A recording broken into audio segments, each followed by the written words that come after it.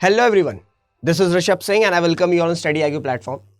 और आज के वीडियो में हम डिस्कस करेंगे कि जो ग्रुप ऑफ 7 कंट्रीज़ है उन्होंने एक रेजोल्यूशन पास किया है और इस रेजोल्यूशन में ये बोला गया है कि 2035 तक जो इलेक्ट्रिसिटी प्रोड्यूस होगी उसमें कोल का इस्तेमाल पूरी तरीके से नील हो जाएगा। और इस पे इंडिया का जो स्टांस है, हालांकि अगर हम इंडिया की बात करें तो वो एक इंपॉर्टेंट प्लेयर है when it comes to tackling climate change, पर जो ये डेडलाइन है यानी कि जो 2035 डेडलाइन है, इस पे इंडिया का जो स्टांस है वो जो ग्रुप ऑफ 7 कंट्रीज है इन दोनों का जो स्टांस है वो सेम पेज पे नहीं है। तो आखिर ऐसा क्या है जिसकी वजह से इंडिया जो है उसका स्टांस 2035 जो डेडलाइन है उसके फेवर में नहीं है। ये सारी चीज़ों को आज हम समझने की कोशिश करेंगे बहुत ईजी लैंग्वेज में। और वीडियो को स्टार्ट करने से पहले एक चीज़ बोलूँगा कि आप लोग अपने डाउट्स या जो भी चीज़ हुआ करें उसको कमेंट में ज़रूर पिन डाउन किया करें, क्योंकि मैं बोलता हूँ कि कमेंट्स जितना आप ज़्यादा करते हैं उतना मैं मॉनिटर करता हूँ और मुझे पता चलता है कि जो भी मैं वीडियोज़ लेके आ रहा हूँ, जो भी इनिशिएटिव्स आ रहे हैं वो आपके लिए कितने ज़्यादा यूजफुल है। तो कमेंट ज़रूर किया करिए। तो जैसा कि आप पीछे देख रहे हैं कि G7 ministers commit to move to carbon free power by 2035। देखिए, आपको मैं बता दूं कि जो G7 कंट्रीज है इनका समिट शेड्यूल है आपका मई 2023 में, और ये आपका जापान में होने वाला है। ये आपके प्रीलिम्स के लिए इंपॉर्टेंट है। आपसे पूछा जा सकता है कि G7 कंट्रीज का समिट किस देश में होगा, तो इस बार जापान में होने वाला है।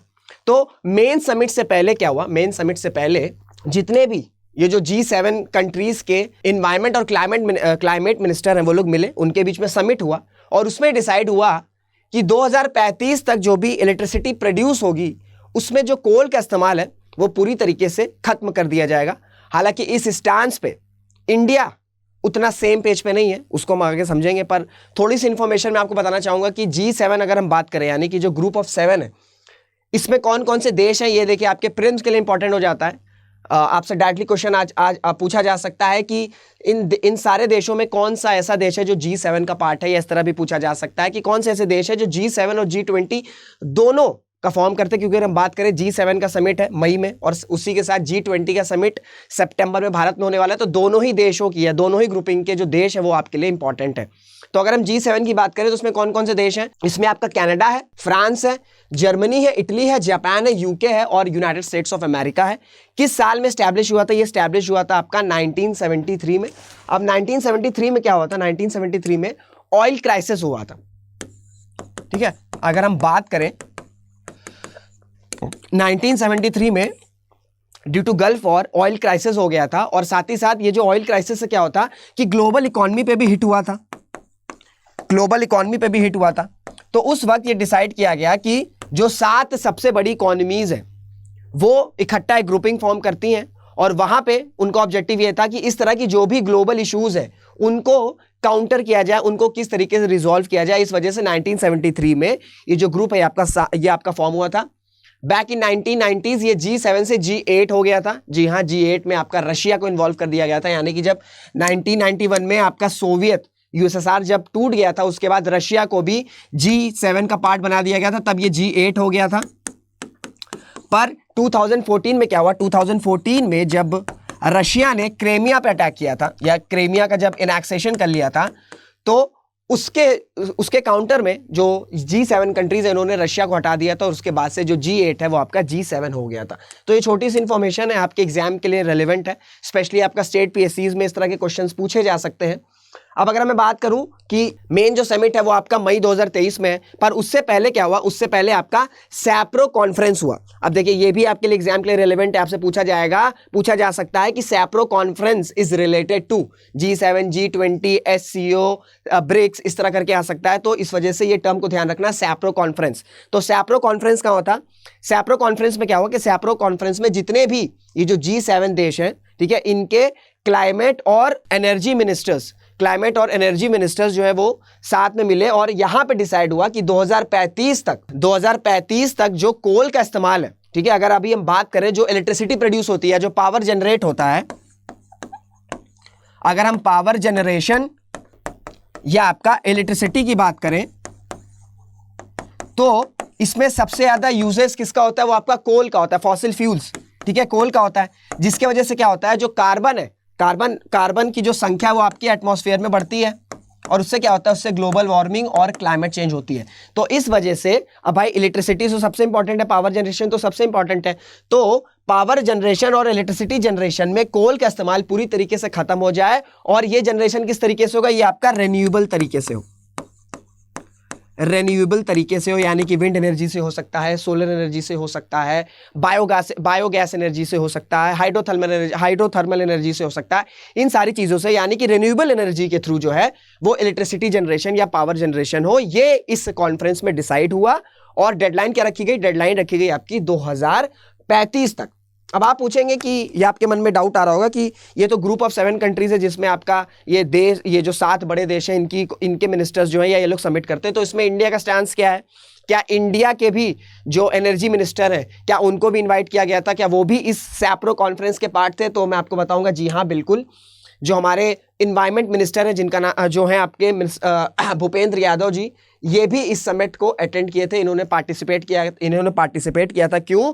क्योंकि G7 में as a guest country India भी इनवाइटेड है। अब देखिए अगर हम G7 की बात, तो G7 में आपकी 7 देश हैं, पर इस G7 को एक्सपेंशन की बात की जा रही है और जितने भी लाइक माइंडेड कंट्रीज हैं, जहाँ पे डेमोक्रेसी है, जहाँ पे इकॉनमी ग्रो कर रही है, जहाँ पे फंडामेंटल राइट्स की रिस्पेक्ट की जाती है, इन सारे देशों में ये जितने भी देश हैं उनको एक्सपैंड किया जा रहा है, जिसमें इंडिया को भी एक पार्ट बनाया जा रहा है। इस वजह से आप देखे होंगे रिसेंटली जितने भी G7 के समिट होते हैं उसमें इंडिया को एज अ गेस्ट कंट्री बुलाया जाता है और इसी वजह से G7 को G10 करने की बात की जा रही है।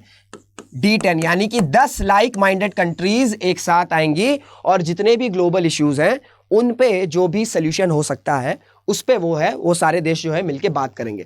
तो सैप्रो कॉन्फ्रेंस में जो हमारे एनवायरनमेंट मिनिस्टर हैं मिस्टर भूपेंद्र यादव जी, इन्होंने भी पार्टिसिपेट किया था, क्योंकि मैंने आपको बताया कि इंडिया भी जो इनवाइटेड है G7 ग्रुपिंग में, जो मेन समिट होगा उसमें जो हमारे प्रधानमंत्री वो जाएंगे जापान में, जो कि आपका नेक्स्ट मंथ शेड्यूल है। तो इसी वजह से हमारे जो एनवायरनमेंट मिनिस्टर हैं उनको भी इस समिट में, यानी कि जो सैप्रो कॉन्फ्रेंस है उसमें अलाउ किया गया था। अब देखिए इंडिया का जो स्टांस है, इंडिया का स्टांस ये है कि पूरी तरीके से कोल को फेज आउट करने से अच्छा है, पूरी तरीके से कोल को फेज आउट करने से अच्छा है कि हम कोल का इस्तेमाल कम से कम कर दें, यानी कि instead of phase out we should push for phase down when it comes for usages of coal. समझ में आ रहा है? यानी कि जो G7 कंट्रीज हैं, जो वेस्टर्न कंट्रीज हैं, वो ये कह रही हैं कि कोल का इस्तेमाल पूरी तरीके से खत्म हो जाए, पूरी तरीके से फेज आउट कर देते हैं। पर इंडिया का स्टांस ये है कि फेज आउट करना, यानी कि कोल का इस्तेमाल पूरी तरीके से फेज आउट कर देना, ये कहीं ना कहीं एक प्रॉपर सोल्यूशन नहीं है। उसकी जगह हम क्या कर सकते हैं, उसकी जगह हम फेज डाउन, यानी कि कोल की जो यूसेज है उसको हम कम कर सकते हैं। अब ऐसा क्यों कहा जा रहा है? अब देखिए जब क्लाइमेट चेंज की बात आती है तो इंडिया का जो स्टांस ये है, इंडिया ये कहता है कि जो क्लाइमेट चेंज की बात हो रही है उसमें जो मेन भागीदारी है, ठीक है, जो मेन कंट्रीब्यूशन है वो आपका वेस्टर्न कंट्रीज का है, वो आपका डेवलप कंट्रीज का है। क्योंकि अगर हम बात करें इंडस्ट्रियल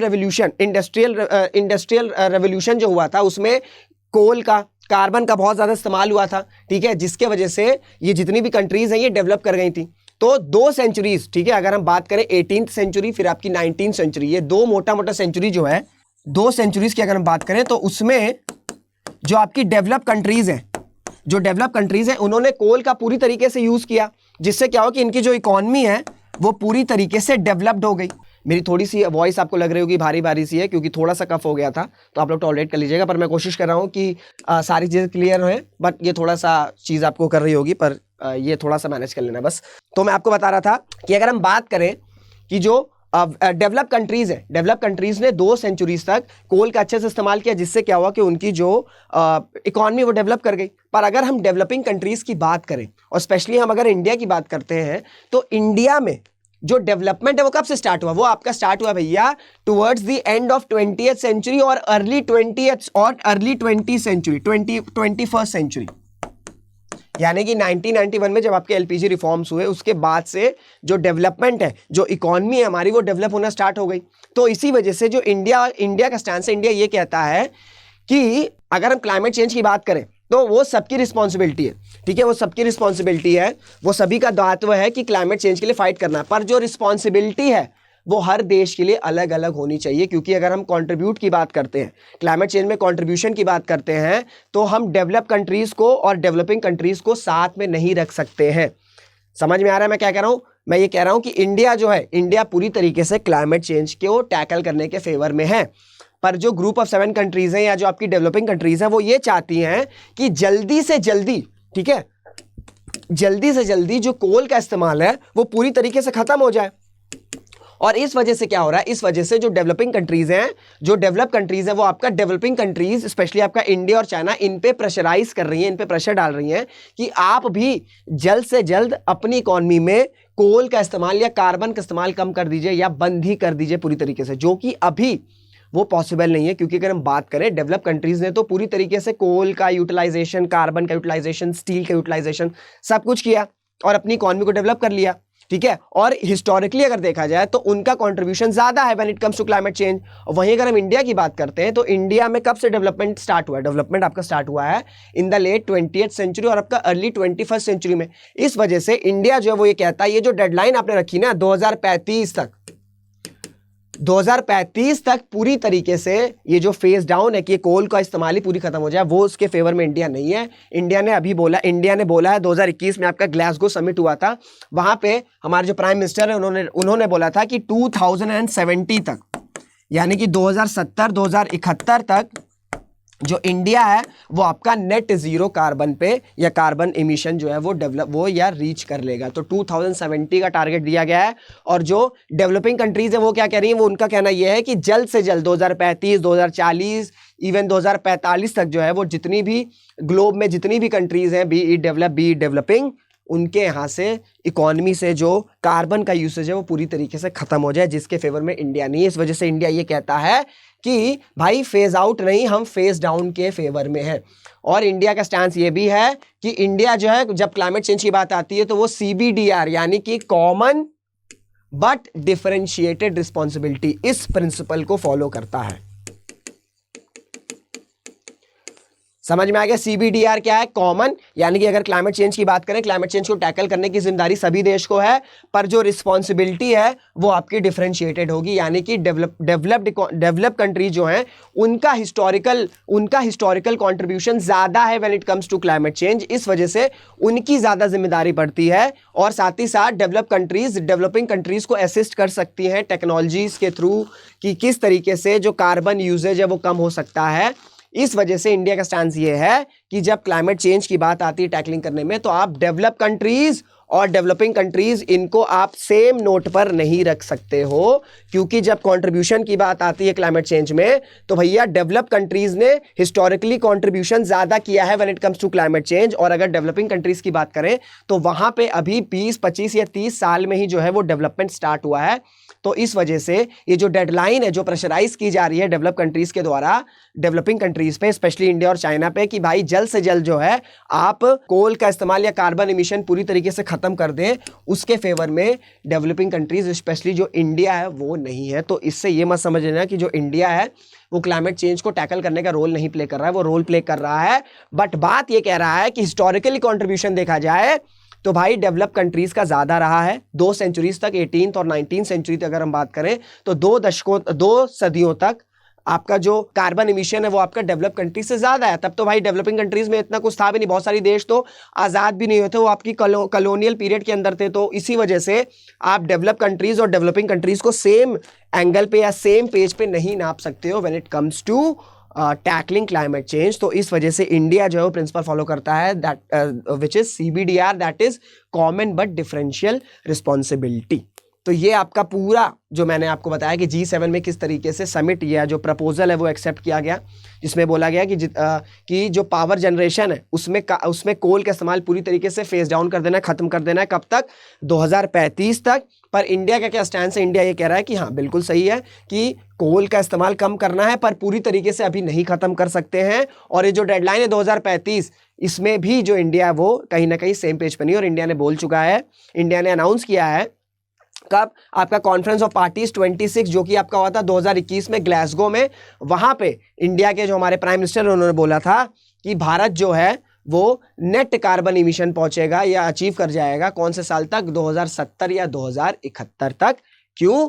क्योंकि डेवलपिंग कंट्रीज और डेवलप कंट्रीज एक ही पेज पर नहीं आ सकते हैं when it comes to contribution in terms of climate change. तो ये पूरा इशू था। उम्मीद करता हूं आपको सारी चीजें समझ में आएगी। आपके एग्जाम के लिए काफी ज्यादा इंपॉर्टेंट है, क्योंकि क्लाइमेट चेंज से जो क्वेश्चंस हैं वो चाहे प्रीलिम्स की बात कर लो चाहे आपका मेंस की बात कर लो, वो एक आपका हॉट टॉपिक है और ये आपका करंट में इश्यूज में चलता ही रहेगा, ठीक है, क्योंकि क्लाइमेट चेंज एक रियलिटी है और इस पे जो सोल्यूशन है, और ऐसे इसके सोल्यूशन ऐसे भी नहीं है कि आज से आपने सोल्यूशन किया और क्लाइमेट चेंज खत्म हो गया। ये धीरे धीरे धीरे धीरे इस पे जो है सोल्यूशन बनता चला जाएगा। तो इस वजह से आपके लिए एग्जाम के लिए काफ़ी ज़्यादा इंपॉर्टेंट है।